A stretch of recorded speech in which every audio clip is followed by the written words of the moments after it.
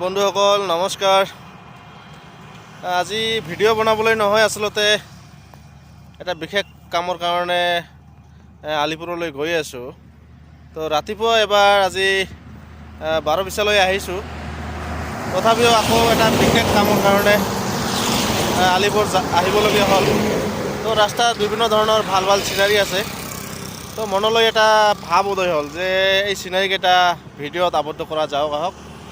তো সেইবুলি মই আৰু ভাইটি দেখিবলৈ পাইছে এই চিনাৰীটো আপোনালোকক দেখাৰ কাৰণে এইফালে পশ্চিমবংগৰ যিবিলাক ৰাস্তা আছে, হাইৱেৰ চাৰিওফালে ইমান মানে ধুনীয়াকৈ শাৰী শাৰীকৈ গাছবিলাক ৰোপণ কৰা আছে। তো আচলতে এইটো এটা চিনাৰী, বহুত ধুনীয়া চিনাৰী হয়। তো ইয়াৰ পিছত আমি আকৌ আগুৱাই যাম ইফালে আলিপুৰৰ পিনে, আৰু লাহে লাহে পাৰিলে ৰেকৰ্ড কৰি যাম, মানে ধুনীয়া ধুনীয়া যিবিলাক চিনাৰী আছে। তো ঠিক আছে বন্ধুসকল, চাওঁ ইয়াৰ নেক্সট ক্লিপটো। ৰাস্তাৰ দুফালে অকল মাদাৰ ফুল আৰু এটা হিমঘৰ, এইটো হিমঘৰ হয়।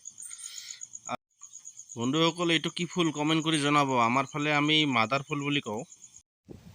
ফাইনেলি আহি দেশবন্ধু ক্লাব চাবলৈ পাইছে। উত্তৰ পাৰকাটা আলিপুৰদুৱাৰ আহি পালোঁ বাইকেদি, যাৰ কাৰণে অলপ মানে ৰেষ্ট দিব লগা হয়, ৱেইটিং। মাজত মাত্ৰ 20 মিটাৰমান আছে গন্তব্য স্থান পাবলৈ।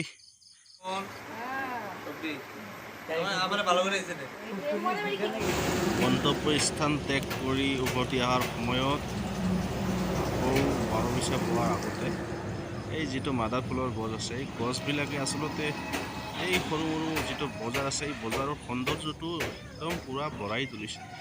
আচলতে মনোমোহা।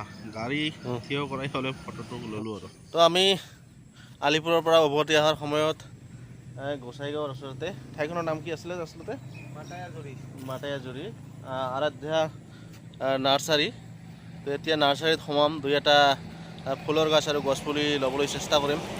তো আপোনালোকে আহক আমাৰ লগত, চাওঁ কি কি নাৰ্চাৰীত কি কি গছ পুলি আৰু ফুলৰ গছ আছে। এবাৰ আপোনালোকক বেক কেমেৰা দি অলপ দেখাই লৈছোঁ। তো আপোনালোকে দেখিবলৈ পাই আছে ইমান ধুনীয়া এখন নাৰ্চাৰী। ইয়াত আমাৰ বিভিন্ন ধৰণৰ ভাল ভাল গছ আছে, লগতে আমাৰ ফুলৰ চাৰাবিলাক ইয়াতে আছে।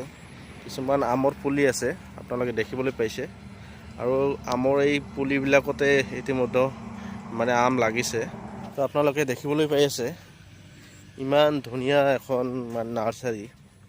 ইয়াত আমাৰ বিভিন্ন ধৰণৰ ভাল ভাল গছ আছে, লগতে আমাৰ ফুলৰ চাৰাবিলাক ইয়াতে আছে। কিছুমান আমৰ পুলি আছে, আপোনালোকে দেখিবলৈ পাইছে। আৰু আমৰ এই পুলিবিলাকতে ইতিমধ্যে মানে আম লাগিছে। আৰু ইফালে দেখিবলৈ পাইছে নিজে ধুনীয়া ধুনীয়া ফুলৰ গছ।